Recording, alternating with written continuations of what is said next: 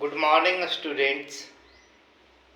आज मैं आप लोगों को साइंस का एक महत्वपूर्ण टॉपिक जिसका नाम है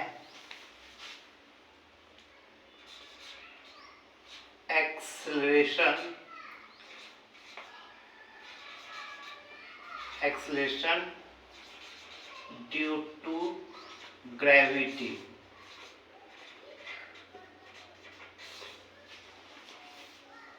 जिसको हिंदी में गुरुत्वीय त्वरण बोलते हैं।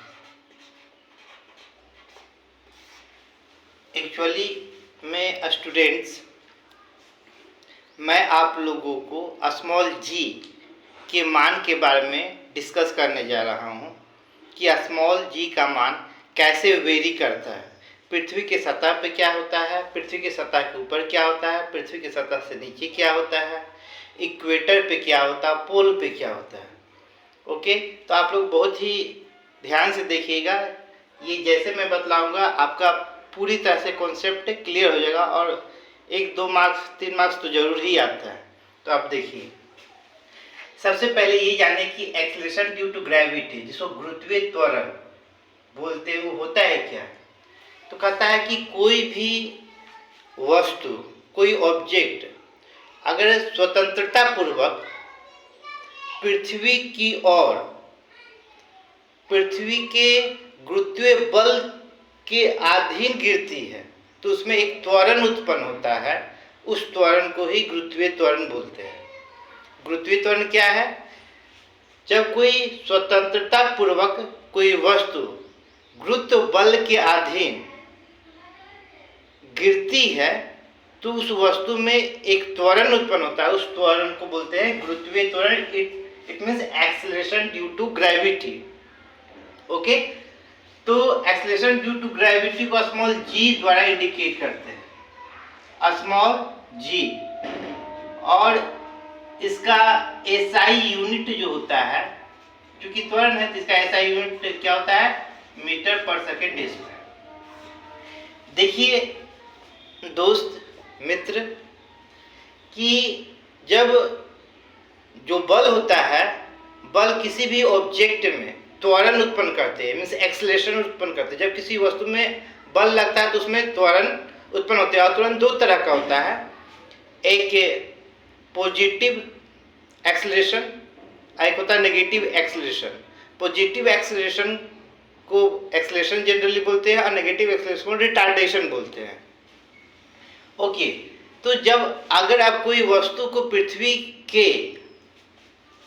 अपोजिट मीन्स गुरुत्वीय त्वरण, गुरुत्वीय बल के अगेंस्ट में फेंकते हैं तो उसका जो त्वरण होता है वो त्वरण धीरे धीरे कम होते जाता है। ठीक है, क्योंकि जब इसको उल्टा डायरेक्शन में जब फेंकेंगे तो यहाँ सबसे ज़्यादा फोर्स लगता है और धीरे धीरे जैसे ही जाता है तो एक ऐसा टाइम होता है फिर वहाँ से वस्तु रिटर्न करती है। तो इसीलिए गुरुत्व बल के अपोजिट डायरेक्शन में जब किसी ऑब्जेक्ट को थ्रो किया जाता है तो उस समय एक्सेलरेशन क्या होता है? वस्तु का कम होता है, मीन्स घटते जाता है। और जब कोई वस्तु पृथ्वी की ओर मीन्स गुरुत्वीय बल की ओर गिरती है तो उसमें त्वरण बढ़ते जाता है, मीन्स उसका वेग बढ़ते जाता है। ओके, तो आप जान गए। तो त्वरण एक्चुअल में क्या है? वेग का लगातार बढ़ना और वेग का लगातार घटना। वेग का लगातार बढ़ना क्या हो गया? पॉजिटिव त्वरण। वेग का लगातार घटना ये क्या होगा? नेगेटिव त्वरण मीन्स ऋणात्मक त्वरण। अच्छा, अब हम लोग जी पे के मान पे डिस्कस करेंगे। देखिए, आप तो ये जानते हैं पृथ्वी का ये केंद्र है। ठीक है, ये नॉर्थ पोल इधर होता है, इधर साउथ पोल, इधर ईस्ट बोलिए, इधर वेस्ट बोलिए। ये इसको मिला देते हैं और इसको इससे मिला देते हैं। अब देखिए, मैं जी के मान के बारे में पार्टिकुलरली डिस्कस कर रहा हूँ कि जब कोई भी जी के मान के बारे में डिस्कस कर रहा हूँ, तो अगर मान लेते हैं कोई एक वस्तु है, एक वस्तु पृथ्वी की, ये पृथ्वी है, पृथ्वी की सतह पे एक वस्तु है जिसका द्रव्यमान मीन्स जिसका मास स्मॉल m है, और ये पृथ्वी है, पृथ्वी का मास कैपिटल M है, और ये वस्तु और ये पृथ्वी का त्रिज्या कैपिटल R बोल लीजिए, ठीक है। तो ये वस्तु जो पृथ्वी के सतह पे है, पृथ्वी के सतह पे है, दोनों के बीच की दूरी करीब करीब कैपिटल R है। हालांकि इसलिए ऐसा करीब करीब मैं बोला कि सेंटर टू सेंटर मेजरमेंट किया जाता है। तो जब कोई दो वस्तु के बीच में जो आकर्षण बल लगता है उसको हम लोग गुरुत्वाकर्षण बल बोलते हैं। तो न्यूटन के सार्वत्रिक नियम से F इज इक्वल टू हम लोग निकाले थे capital G m1 into m2 by R square. तो यहाँ एक मास कैपिटल M है, दूसरा क्या स्मॉल m है, और दोनों बीच की दूरी क्या है कैपिटल R है, तो ये कैपिटल R स्क्वायर होगा। ओके, अब जब वस्तु में त्वरण स्मॉल g उत्पन्न होता है तो न्यूटन के सेकेंड लॉ ऑफ मोशन क्या होता है, F इक्वल टू mg। अब इस दोनों को इक्वेट कीजिए, तो capital G capital M small m by R square is equal to mg। m गया तो स्मॉल g इक्वल टू क्या है capital G capital M by R square.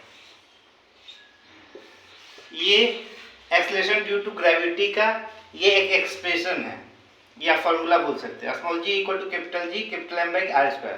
Capital M क्या है, पृथ्वी का द्रव्यमान। स्मॉल g क्या है, कांस्टेंट है जिसको ग्रेविटेशनल कांस्टेंट बोलते हैं, ठीक है। और कैपिटल R क्या है, पृथ्वी की त्रिज्या। तो इसका मतलब ये हुआ जो गुरुत्वीय त्वरण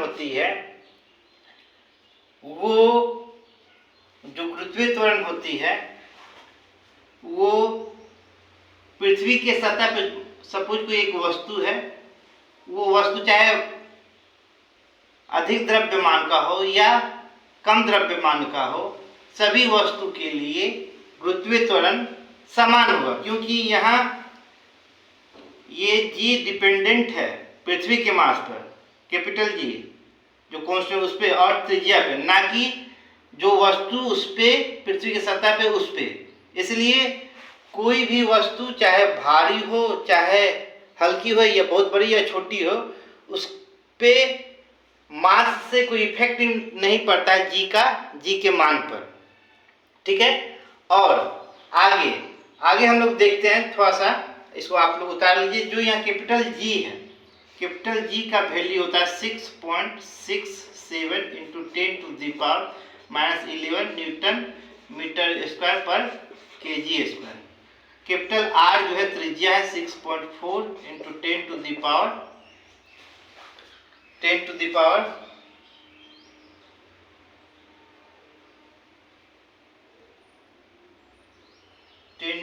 पावर 6। और आपका जो मास होता है पृथ्वी का 6 into 10 to the power 24 kg, ये मीटर में होगा, ये आप लोग ख्याल रखिए। अच्छा, आगे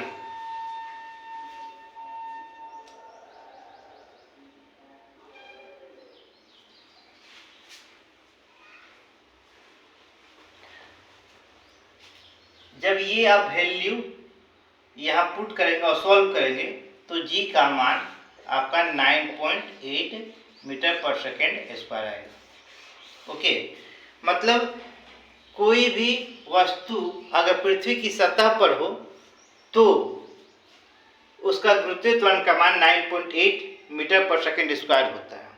अब हम लोग देखते हैं गुरुत्वीय त्वरण वैरी, उसके वैल्यू वैरी कैसे करते हैं, बदलते कैसे हैं। ठीक है, तो देखिए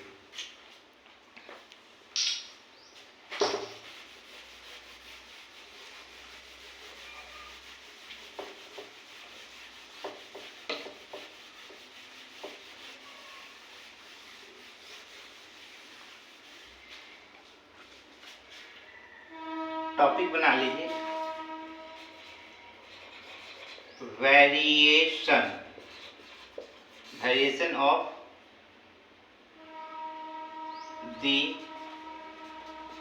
value variation of the value of g. ये पृथ्वी मान लीजिए, ये सेंटर है, ये नॉर्थ साउथ पोल होगा। आगे हम लोग देखते हैं सबसे पहले। ठीक है, ये नॉर्थ साउथ ईस्ट वेस्ट। मान लेते ये पृथ्वी है तो कैपिटल एम इसका मास होगा।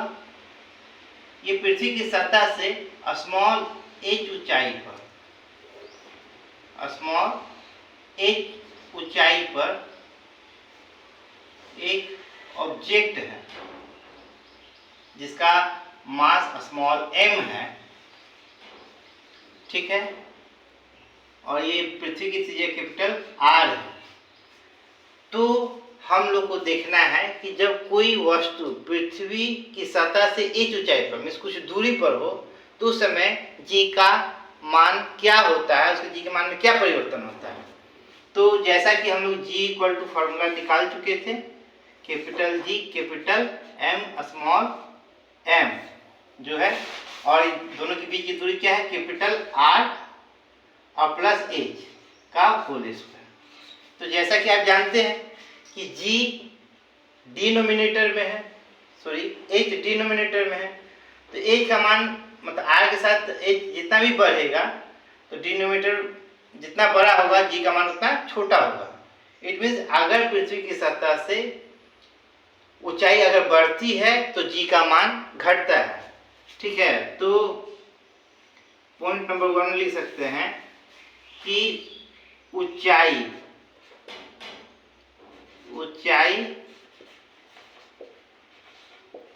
बढ़ने से जी का मान घटता है। ठीक है, अच्छा ये एकदम अच्छा से याद रखिए कि पृथ्वी के सतह से एच ऊंचाई पर क्या होता है, जी का मान घटता है क्योंकि नीचे में एच है। ये वैल्यू नीचे जितना बड़ा होगा ये आपका कम होगा। अच्छा, अब आगे हम लोग बढ़ते हैं कि अगर जैसे पृथ्वी तो पूर्णतः गोल नहीं है ना, ये ध्रुव है, नॉर्थ पोल और साउथ पोल, और ये ईस्ट है, ये वेस्ट है। तो पोल पे क्या है, थोड़ी चिपटी है, और आपका ईस्ट वेस्ट पर इधर क्या है, थोड़ा उभरी हुई है। ठीक है, इसको हम लोग क्या बोलते हैं, इक्वेटर लाइन। ये आपका क्या है, पोलर लाइन। तो सबसे पहले ये जान लीजिए कि पॉइंट नंबर 2 में कि जो half N S polar radius N S, ये पोल है तो ये सेंटर से है, तो हाफ एन एस लिखने का मतलब आप हाफ एन एस का मतलब ओ से लेकर एन की दूरी है और ओ से लेकर एस की दूरी इक्वल टू कितना होता है, पोलर रेडियस जो होता है, तो रेडियस कैपिटल आर बोलते हैं, पोलर के लिए पी लिखे, ये आपका होता है 6357 किलोमीटर, जबकि हाफ ऑफ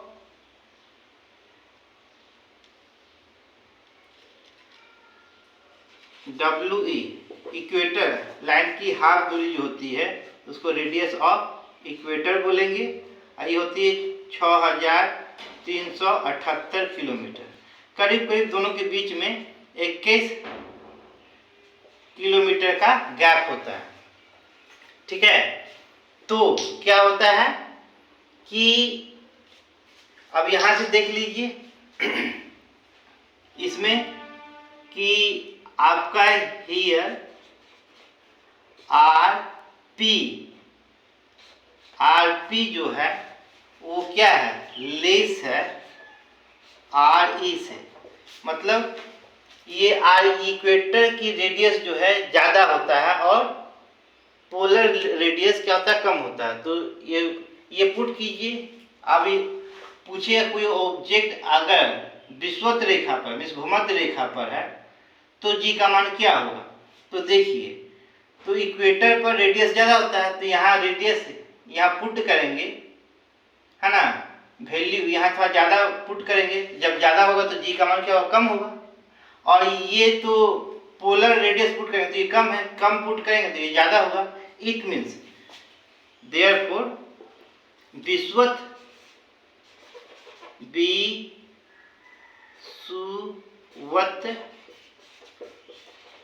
रेखा पर जी का मान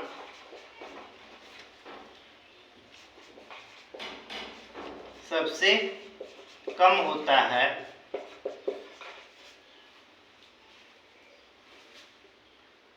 जबकि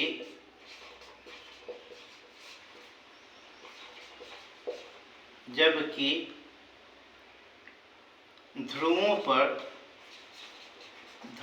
पर जी का मान सबसे अधिक होता है। ठीक है, ये क्लियर हो गया। तो याद रखिएगा जी का मान पृथ्वी के सतह पे 9.8, ऊपर जैसे जाएंगे 1-2 किलोमीटर 3 किलोमीटर जाते हैं तो ज़्यादा परिवर्तन नहीं, तो 9.8 ही होता है। क्योंकि पृथ्वी का जो रेडियस है वो तो खुद ही आपका 6.4 × 10⁶ मीटर है। तो उसके कंपेयर में वो एक छोटा डिस्टेंस है। तो आप 1-2 पृथ्वी की सतह से 1-2-3 किलोमीटर ऊपर जाएंगे तो जी का मान एज इट इज रहता है। लेकिन थोड़ा ज़्यादा ऊपर जाने से जैसे जैसे ऊपर जाएंगे जी का मान क्या होता है, घटता है। ठीक है, पृथ्वी के पूरे सतह में भूमध्य रेखा पर सबसे कम होता है क्योंकि रेडियस ज़्यादा है इसलिए कम है, और ध्रुव पर सबसे ज़्यादा जी का मान होता है। अब जब कोई एक वस्तु पृथ्वी के अंदर जाएगी तब क्या होगा, इसको आप नोट कीजिए। देखिए, जैसे जैसे ऑब्जेक्ट नीचे की ओर जाती है तो पृथ्वी के अंदर बहुत सारे मटेरियल्स हैं। वो मटेरियल्स का डेंसिटी किसी का बहुत ज़्यादा है और किसी का कम है। तो जी का मान डेंसिटी पे भी डिपेंड करता है कि अंदर के मटेरियल जिस वस्तु का डेंसिटी ज़्यादा है वहाँ जी का मान ज़्यादा होता है। जिस वस्तु का डेंसिटी कम होता है तो उसका जी का मान कम होता है। ठीक है, यही वजह है कि भूगर्भ वैज्ञानिक लोगों को बहुमूल्य वस्तु को खोजने में मदद मिलती है। ठीक है, लेकिन जैसे जैसे हम लोग पृथ्वी की सतह से नीचे जाते हैं तो जी के मान में कमी होती है। नीचे जाने पर जी का मान कम होता है। ठीक है, तीसरा सेंटर पर 0 होता है। ठीक है, और जो मैंने बोला कि नीचे की ओर जाएंगे तो कमेगा, सेंटर पे जाएंगे तो 0 होगा, लेकिन इधर उधर कहीं भी जाए तो पृथ्वी का अंदर बहुत सारे मटेरियल्स है तो उसके डेंसिटी के हिसाब से जिसका डेंसिटी ज़्यादा होगा वैसे वैसे स्थानों पर जी का मान ज़्यादा होता है, जिसकी डेंसिटी कम होती है वहाँ कम होता है। ठीक है मित्र, आज के लिए इतना ही। आप ध्यान से देखिए वीडियो, बहुत ही फायदेमंद है और मुझे लगता है आप लोगों को पसंद आया होगा। Thank you.